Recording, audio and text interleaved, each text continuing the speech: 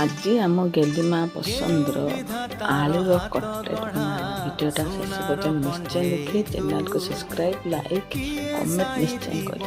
प्रथम मु आलू को सीझे अध घंटे फ्रिज रखी तापर मु तार गोटे मसला प्रस्तुत कली। मुझे सका चना डाल की भिजे रखी गोटे सीटी मारिदी।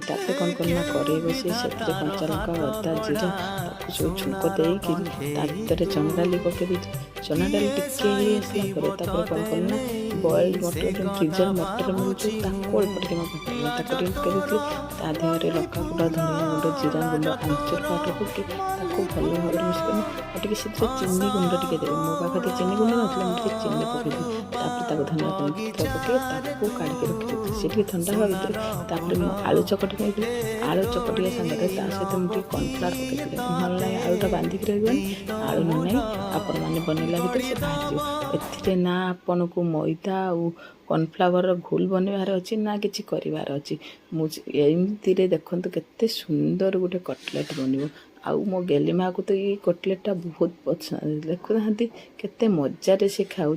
जदि आपण मैंने घरे निश्चय पिला मानू बनई देवे पिला माने केते खुशी होगी खाइबे। आउ बाहर आलतू फालतू जिनस किणिक आनिक देवा अपेक्षा घरे एमती भल भल रेसिपी